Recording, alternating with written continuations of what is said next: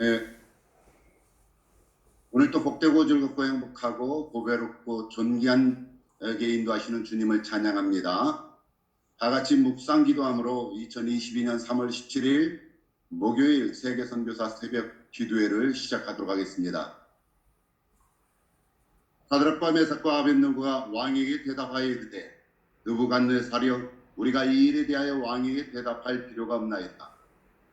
왕이여 우리가 섬기는 하나님이 계시다면 우리를 맹렬히 타는 풀무불 가운데서 등에 건져내시겠고 왕의 손에서도 건져내시리이다. 그렇게 하지 아니하실지라도 왕이여 우리가 왕의 신들을 섬기지도 아니하고 왕이 세우신 금 신상에도 절하지도 아니할 줄을 아옵소서. 아멘. 이 시간에는 박성규 선교사님께서 우리를 대표해서 기도해 주시겠습니다.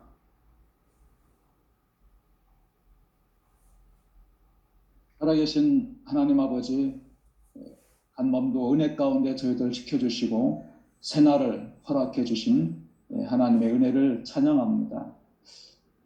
세계 선교사 중보기도에 저희들 불러주시고 또 날마다 넘치는 귀한 말씀과 또 기도로 하나님께 나아가게 하신 것을 참으로 감사드립니다. 여기에 참여한 모든 선교사님 한 분 한 분을 주님 붙들어 주시고 정말 각자 사역지와 사역의 모든 내용은 다를지라도 날마다 하나님이 주시는 은혜와 그 감사의 마음을 가지고 우리에게 주어진 귀한 선교제 영혼들을 붙들고 나아갈 때 주님 하나님 나라가 확장되게 하시고 정말 하나님을 기쁘게 하는 귀한 사역들 되기를 원합니다. 특별히 기도하는 것은 전 세계가 참으로 몸살을 앓고 있습니다. 코로나 팬데믹으로 또 우크라이나의 전쟁으로 또 미얀마의 모든 어려움, 또 아프가니스탄의 그런 내전 등등으로 참으로 많은 갈등과 어려움을 겪고 있는 이런 때 참으로 의지할 분은 오직 예수 그리스도 한 분뿐임을 믿습니다. 이런 때 저희들이 더욱더 말씀과 기도로 하나님만 붙들게 하여 주시옵소서. 오직 믿음의 주여 온전케 하시는 예수 그리스도만 바라보고 나아갈 수 있도록 은혜를 내려 주시기를 원합니다. 나의 상황과 환경, 나에게 묶여진 그런 상황을 보지 않게 하시고 정말 풀어주시고 자유케 하시고 정말 사드락과 메삭과 아벳느고를 불구덩이에서 건지신 하나님의 놀라운 능력과 하나님의 일하심을 맛보아 아는 저희들 되게 하여 주옵소서. 특별히 오늘 또 귀한 말씀과 간증으로 함께해 주실 우리 김성교 장로님에게 함께해 주셔서 정말 그의 입으로 나오는 모든 말씀이 땅에 떨어지지 않게 하시고 우리의 심령에 꽂혀서 정말 우리의 영적인 귀한 살과 피가 되도록 은혜 내려 주시기를 원합니다. 주님, 오늘 하루에 되어지는 모든 일도 주님께 맡겨드리며 또한 여러 가지 질병으로 인해서 또 여러 가지 고통을 당하는 많은 선교사님들이 계십니다. 정말 생명의 아버지 정말 위기를 느끼는 선교사님도 계십니다. 주님 찾아가 주시고 이 시간도 주의 거룩한 말씀과 정말 하나님의 일하심을 맛보는 하나님의 기적을 맛보는 시간 되게 하여 주시옵소서. 오늘도 모든 하루의 일과를 주님께 맡기며 하나님께 영광 돌리는 하루 되게 하여 주옵소서. 감사드리며 살아계신 예수 그리스도의 이름으로 기도하옵나이다. 아멘. 네, 감사합니다. 성경 말씀을 봉독하겠습니다. 오늘 본문 말씀은 마태복음 21장 21절에서 22절 말씀입니다. 제가 봉독해 올립니다. 예수께서 대답하여 이르시되 내가 진실로 너희에게 이르노니 만일 너희가 믿음이 있고 의심하지 아니하면 이 무화과 나무에게 된 이런 일만 할 뿐만 아니라 이 산도로 들려 바다에 던져지라 해도 될 것이요 너희가 기도할 때에 무엇이든지 믿고 구하는 것은 다 받으리라 하시니라. 아멘. 이 시간에 특송을 준비해 주신 분이 있습니다. 특송은 이지연 사모님의 이루자입니다. 많은 은혜 받으시기 바랍니다.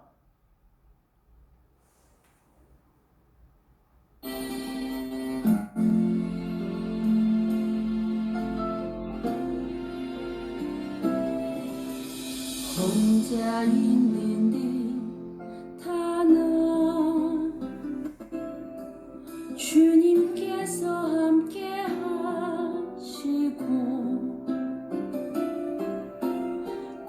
고달픈 인생 길에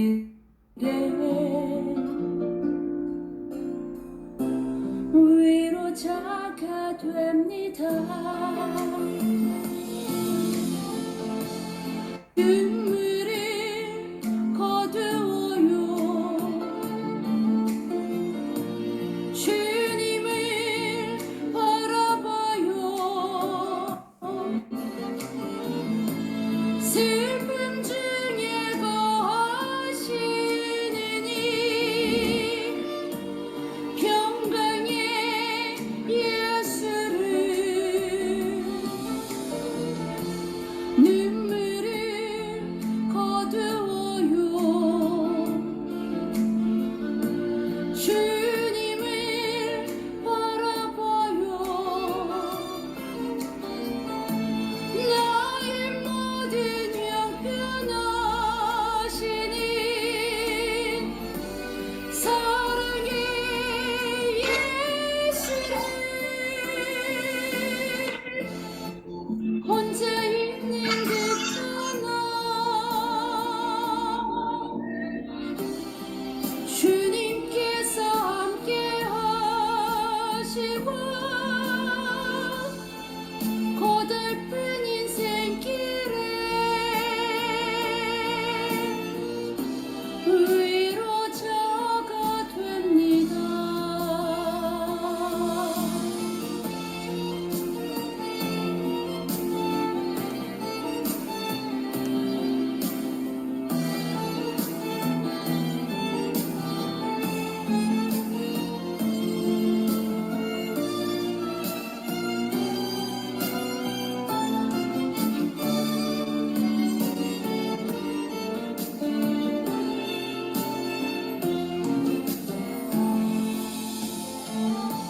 눈물을 거두어요. 주님을 바라봐요.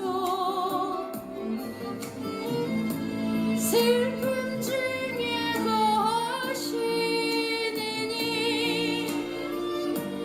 평강의 예수를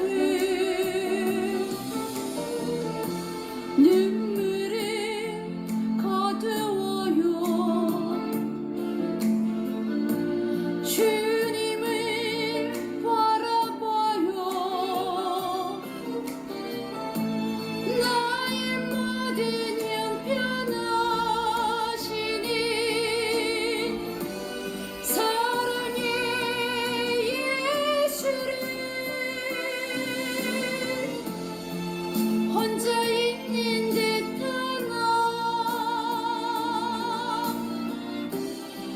주님께서 함께 하시고 고달픈 인생길에 위로자가 됩니다. 고달픈 인생길에 위로자가 됩니다.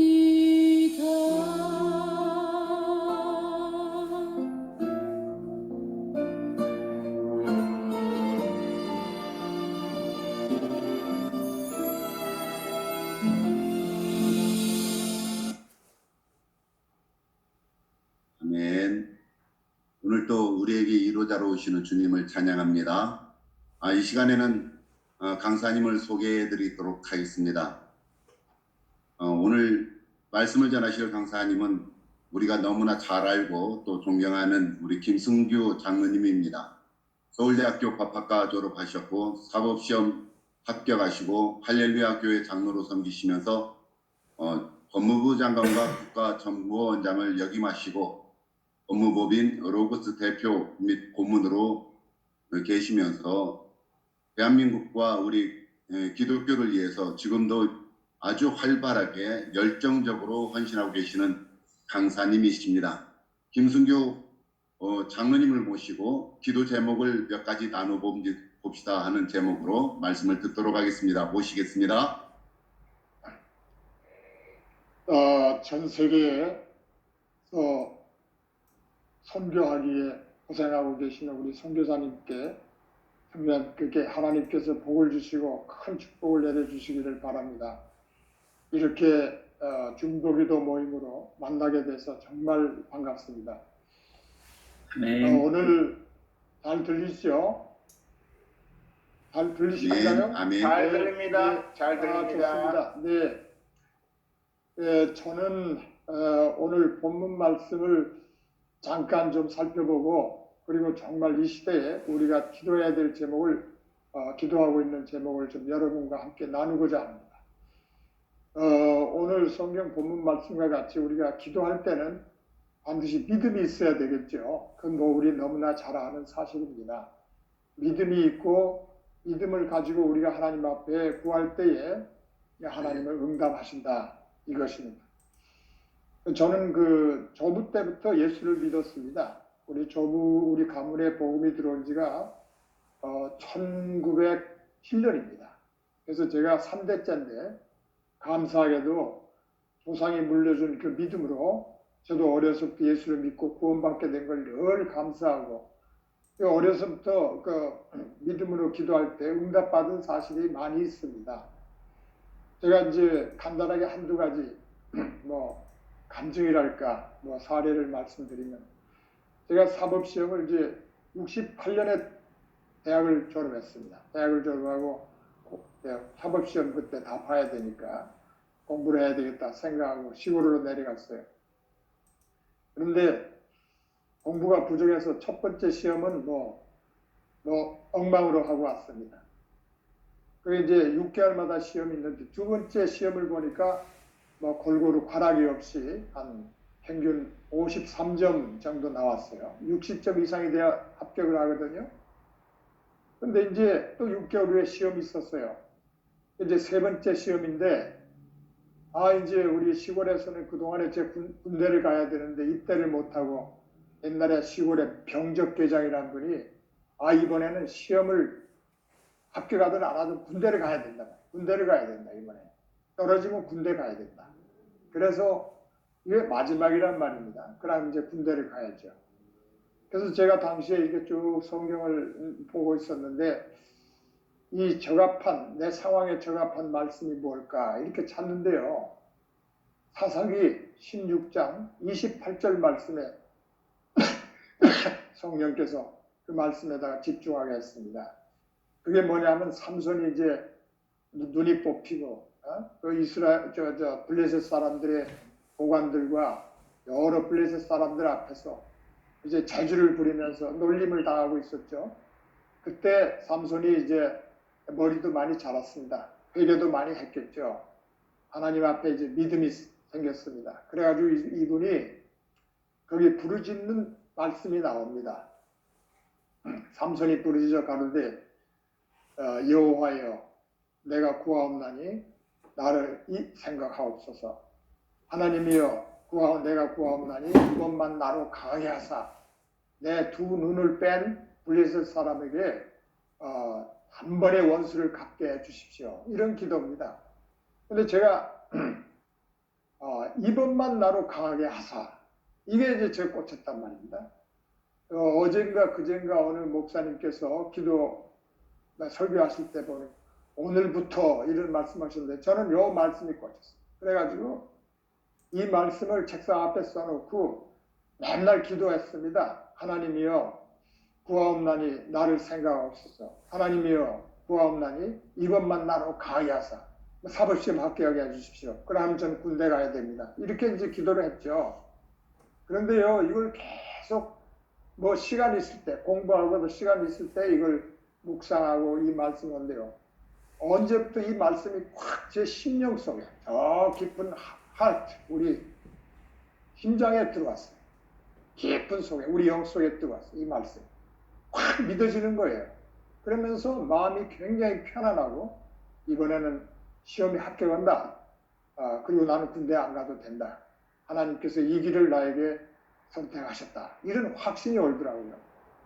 그래서 그때는 뭐 1차, 2차, 3차를 보았답니다. 1차부터 봐야 되는데 그냥 뭐 1차 시험은 뭐 한 일주일 공부했는데도 잘 돼요. 잘 되고 합격하고. 그 다음에 이제 2차 시험은 3개월이 중요하고 한 달이 중요하고 마지막 일주일이 중요한데요. 아이 공부를 하는데 초자연적인 능력이 나타나요. 그냥 책을 보면 그냥 사진이 콱콱 눈에 찍혀버려요.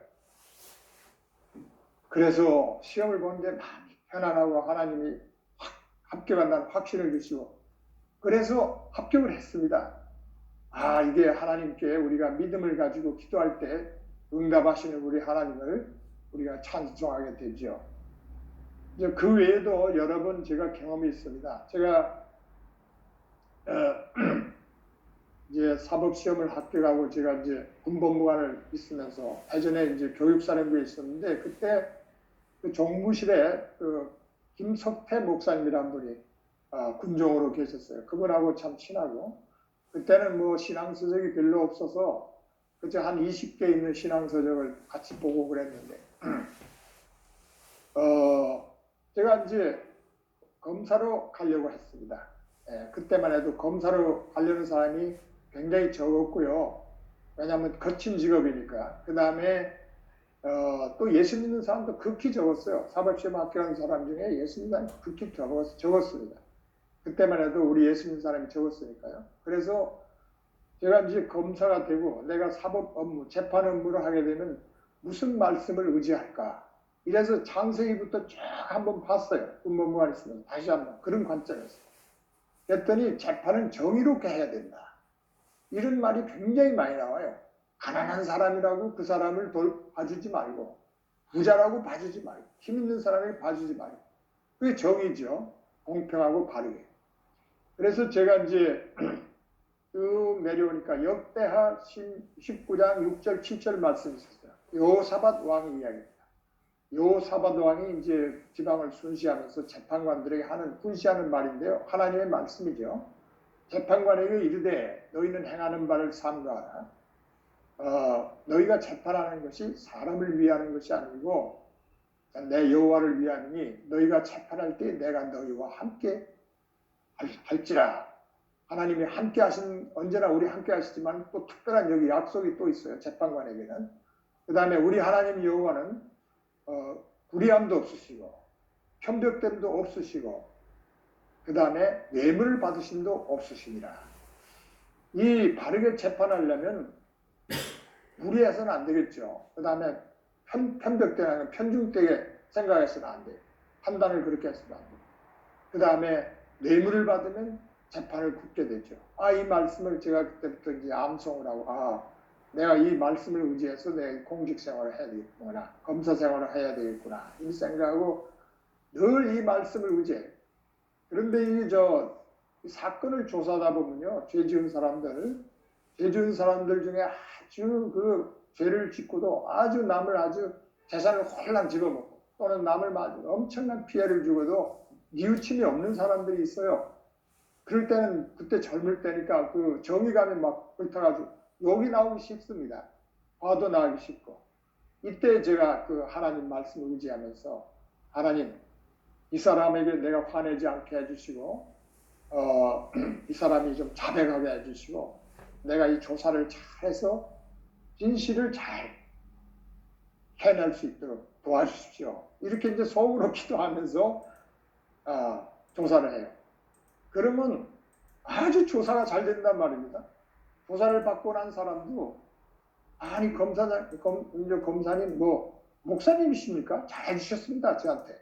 아니 내가 자네를 계속 추궁했는데 잘해주다니 잘해주셨습니다. 감사합니다. 이러고 자백도 잘하고요.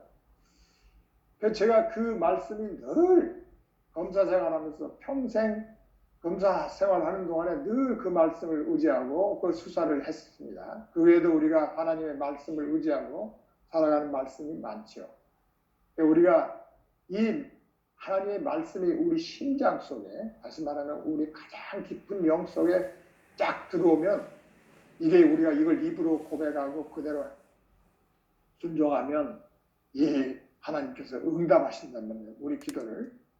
최근에는 제가 한 5, 6년 전부터 치유에 관해서 하나님 말씀을 공부하고 있고, 그 다음에 이제 재정의 부여에 대해서, 재정의 풍족함에 대해서, 공급함에 대해서 말씀을 공부하고 있습니다. 아주 재미있고, 하나님이 기도를 들으셔서 감사하고요. 말씀이 능력이 나타나서 감사한데, 아까 듣지 않으니까 선교사님 중에 아픈 분이 많으시다고 그러는데요. 제가 5년 전에 치유에 대해서 공부를 또 해봤습니다. 치유에 강한 목사님들도 친한 분이 많습니다. 근데 이 말씀, 다시 말하면 베드로전서 2장 24절이 주된 말씀이죠. 그거는 주께서 친히 거기에 보면 전반부에는 주께서 우리의 죄를 사하셨다는, 신이 나무에 달려 그 몸으로 우리 죄를 대신했다는 속량 사역이 나오고, 두 번째 24절에는 그가 채찍에 맞음으로 너희가 나음을 받았다, 이렇게 돼 있죠. 예수께서 십자가에 달리실 때 그 채찍이 그때 얼마나 무서웠습니까? 거기에다 쇠를 달아놓기도 하고 뼈를 달아놓기도 하고, 그걸 때리면 살점이 떨어져요.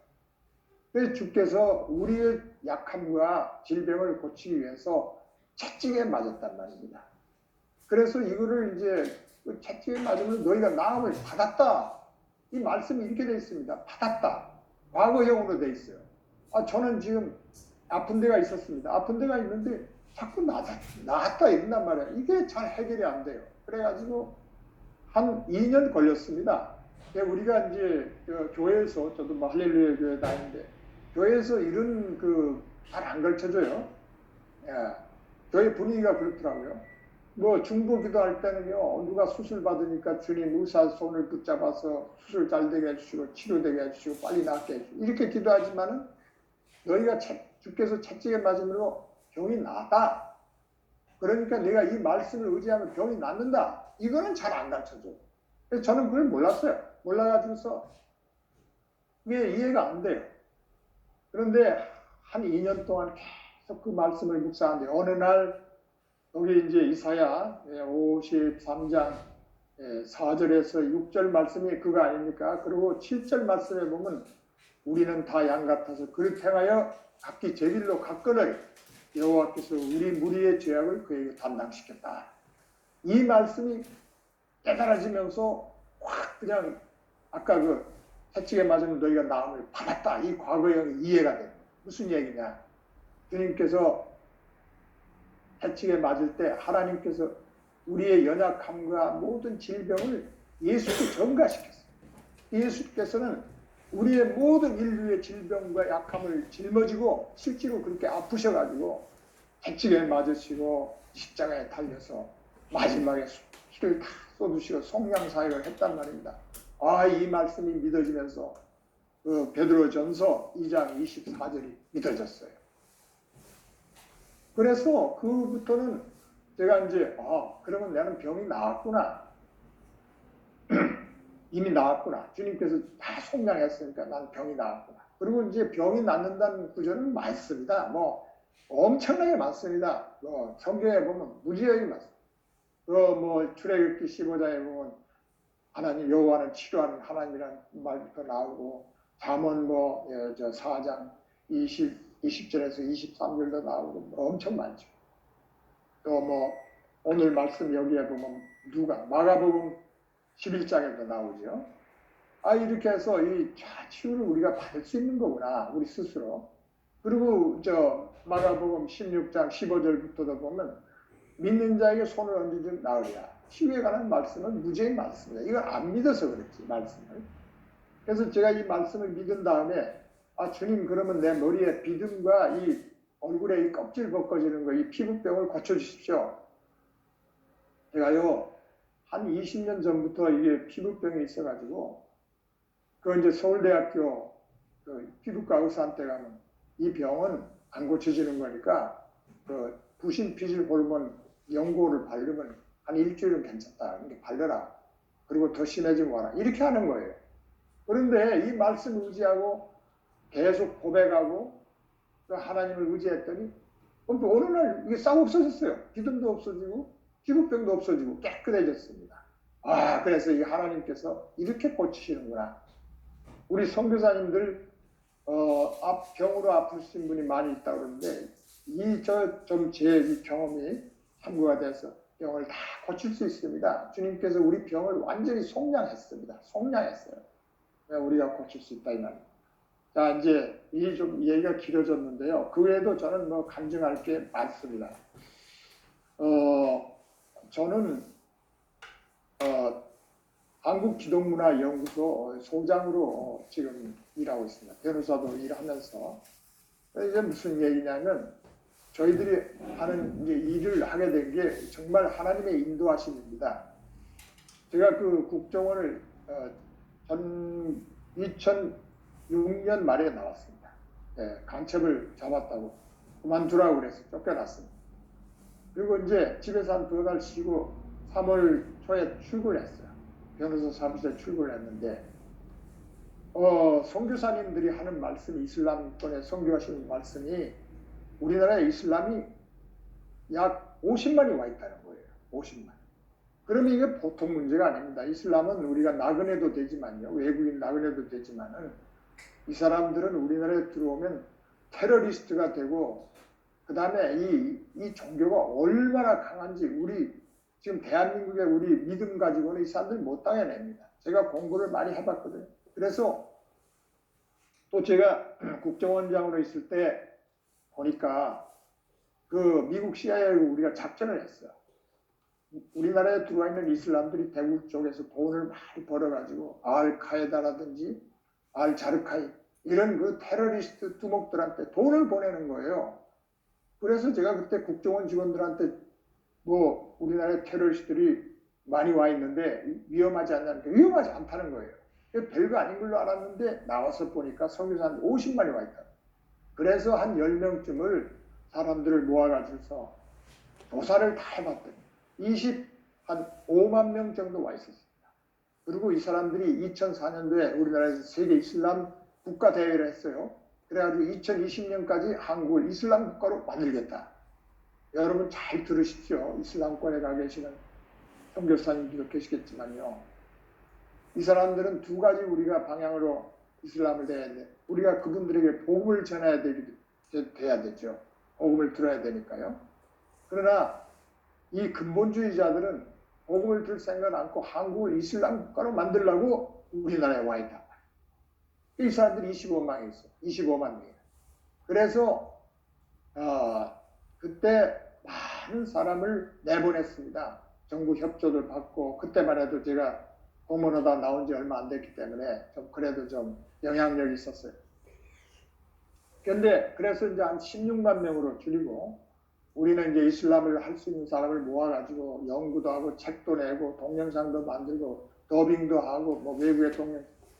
그래서 이제 전국에 다니면서 이슬람의 위험성과 그 사람들에게 복음을 전해야 되는 것, 이 두 가지를 강의를 하고 다녔습니다. 안 다닌 데가 거의 없습니다.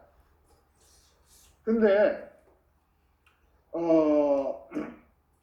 이 지금 새 정부 들어서서 문정부 들어서서 이 다종교주의가 이 사람들이 다종교주의, 다문화주의 이것을 자기들 이데올로기로 받아들이고 있습니다. 그래가지고 우리나라에 이슬람을 너무 많이 받아들여놨어요. 그래서 지금 26만이 됐습니다. 이슬람만. 그래서 이 굉장히 위험하기 때문에 지금 뭐 학원, 대학가에서는 굉장히 위험합니다. 벌써. 이게 이제 우선 기도 제목이죠. 이슬람이 이게 우리 한국을 먹어버리면 우리 교회가 힘듭니다. 우리는 지금 출산을 안 하기 때문에요. 난 이제 출산 문제를 잠깐 시간 있으면 하겠습니다만 어린애를 우리나라가 세계에서 제일 안 낳습니다. 그래가지고 지금 전국에 89곳이 인구 감소 지역입니다. 지방자치단체.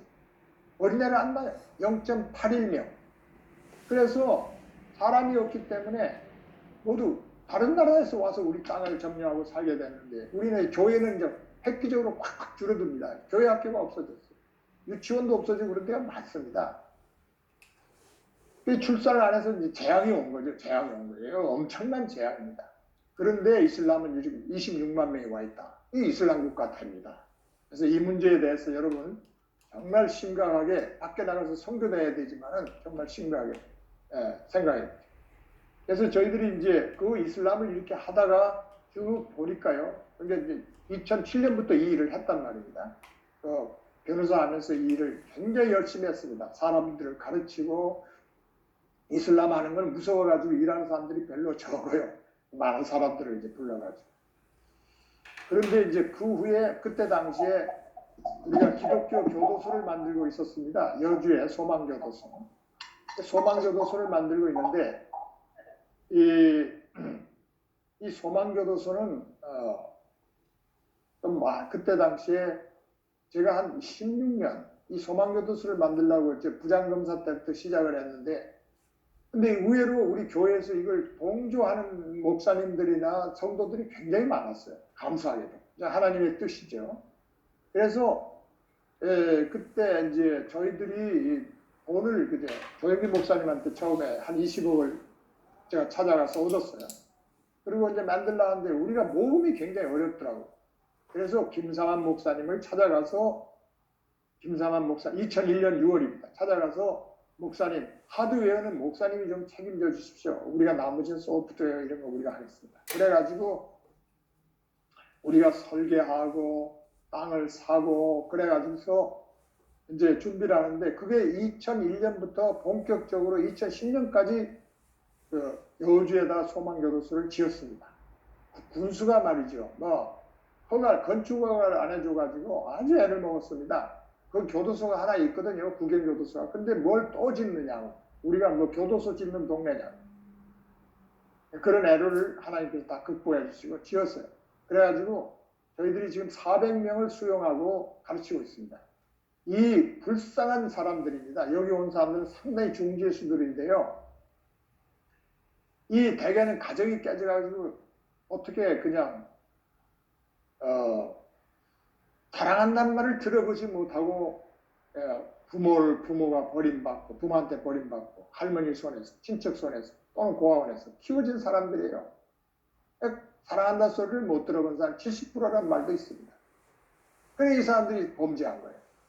그래 이 사람들을 이제 우리가 400명을 데리고 있는데 우리가 자원봉사자 우리는 이제 하나님의 사랑 이걸로 이 사람들을 교화하고 가르치죠. 그래서 지금 그 교도소 우리 직원들도 예수 믿는 사람을 뽑아서 120명이 봉사하고 있고 그 주변의 교회와 전국에서 사람들이 매일 한 70명쯤 와서 그 사람들을 돌보고 위에서 기도하고 특히 이제 자원봉사자들이 이 사람들을 하나씩 이렇게 맡아가지고 계속 이렇게 만나서 이 얘기도 들어주고 사랑을 베풀고 이러면서 이 사람 마음이 열려서 복음을 받아들여요. 그래 여기 오면 80% 정도가 예수를 믿고 재범을 안 해요.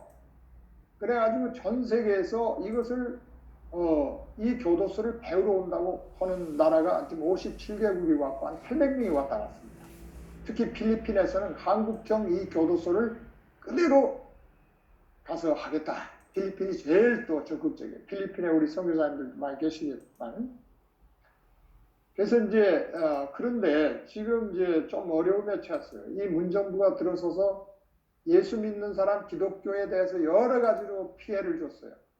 교도소 우리 소장을 신동섭 변호사 검사하시던 분인데 가서 잘하고 있는데 쓸데없이 애를 매여가지고 그 죄도 안 되는 걸 기소해서 무죄 받았습니다만 이렇게 애를 매이고 그래서 그동안에 굉장히 좀 침체가 됐습니다.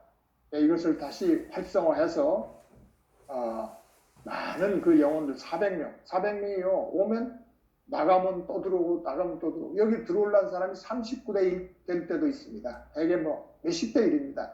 이렇게 그리고 전 세계에 와서 보고 자기들도 이걸 배워야 되겠다 이렇게 생각하죠. 이 기독교 교도소가 전국에 몇 군데 더 지어져야 돼요.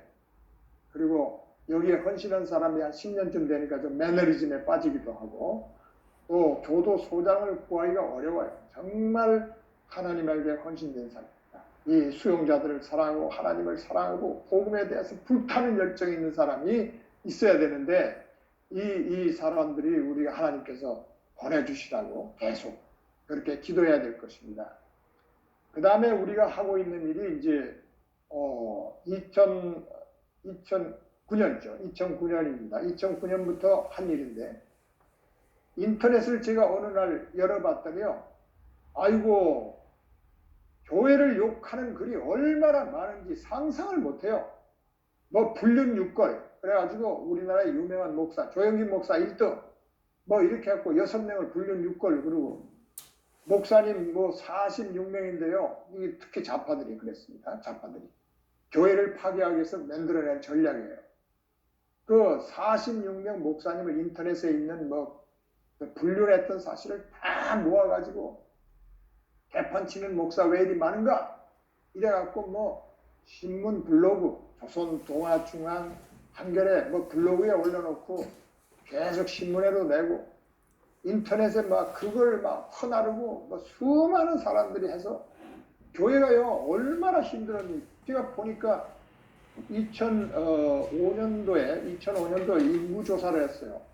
근데 우리가 1000만 명이 넘었거든요. 우리 대학 개신교 신자가 861만 명으로 줄어버렸어요. 많은 사람들이 나가버렸어요. 나가가지고 어디로 갔느냐? 캐토릭으로 갔습니다. 세상으로 가고 이단으로 가고 캐토릭이 원래 한 300만 됐는데 520만 됐어요. 그때 당시에 2005년도 인구조사 종교인구조사 때 이렇게 됐어요. 그래서 우리가 861만 명으로 확 줄어버렸어요. 그래서 저희들이 이제 이래 갖고 안 돼요. 조영진 목사님이 불륜을 했냐고. 불륜 안 했습니다. 제가 다 조사했거든요. 뭐 매독이 걸렸다. 매독 걸린 일이 없습니다. 그리고 뭐 46명이 뭐 이단 목사일 수도 있고 그렇죠.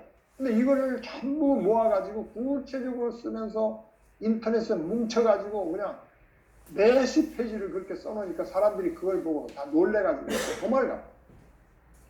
그래서 저희들이 그때 이제 제가 이제 사람을 저기 마포 이제 으슥한 곳에 주택가에다가 사무실을 크게 얻고 이제 권사님들 뭐 젊은이들 우리 또 남자들 모아가지고 삭제하기 시작했어요.